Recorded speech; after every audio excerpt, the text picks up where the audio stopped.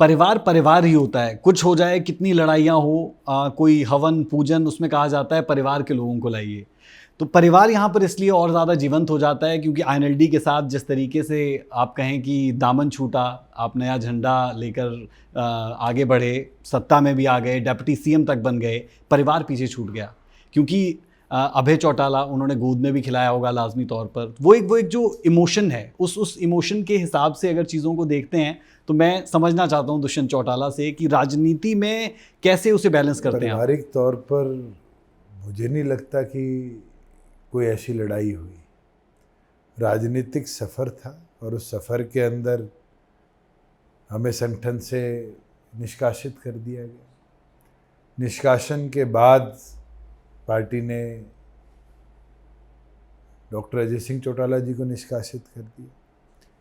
Doctor Ajay Singh Chautala जी ने ये निर्णय लिया कि हम एक नई शुरुआत करेंगे, नए झंडे डंडे के साथ हम मैदान में उतरे और नए झंडे डंडे की वो लड़ाई ने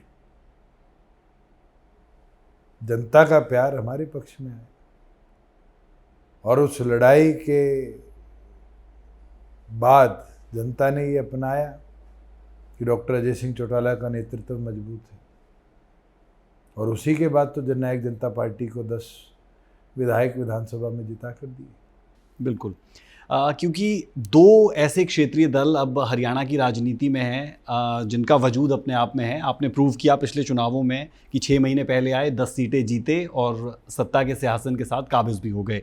आईएनएलडी जो वजूद एक मर्तबा फिर से तलाशने की कोशिश में है। इस पूरे प्रोसेस में राजनीतिक विश्लेषक ये मानते हैं कि राष्ट्रीय पार्टियों के लिए ये खरा सोना साबित हुआ कि आप दोनों का बिखराव हो गया, जो वोट बैंक था वो छिटक गया और कहीं ना कहीं उन्हें इसका फ़ायदा हुआ। क्या ये महसूस करते हैं आप?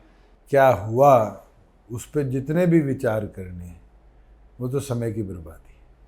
क्या होगा उस पर हमें सोचकर आगे बढ़ना है और हमारा लक्ष्य तो यही है कि प्रदेश को जननायक जनता पार्टी का नेतृत्व संपूर्ण तौर पर मिले।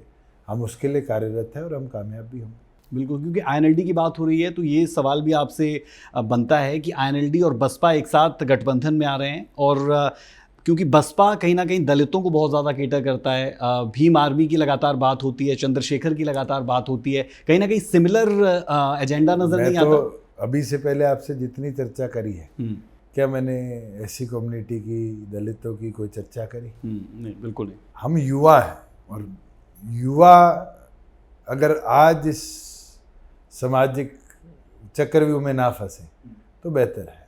हमें तो सबको साथ लेकर चलना है।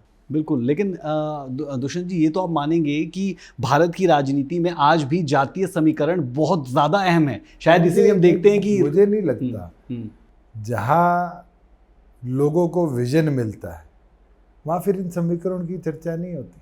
अगर मैं आपको उठा के कॉन्स्टिट्यूंसी वाइज भी बता दूं, मनोहर लाल खट्टर जी असंध से जीते हैं। क्या असंध में जाट नहीं थे?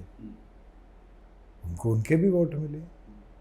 दीपेंद्र हुड्डा कोसली से जीते हैं, वहाँ तो जाटों के वोट है ही नहीं। यादव कम्युनिटी के सबसे ज़्यादा वोट है, वो कैसे जीत गए? जातिवाद बन चुकी है बिल्कुल, मगर जितनी पहले थी उतनी नहीं रही।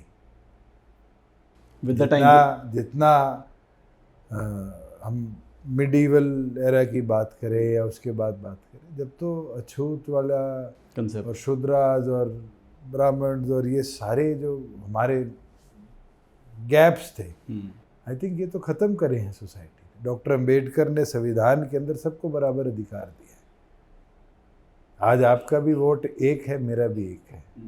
मुझे नहीं लगता कि वो वोट इलेक्शन कमीशन जब देता है तो आपकी कास्ट पूछता है।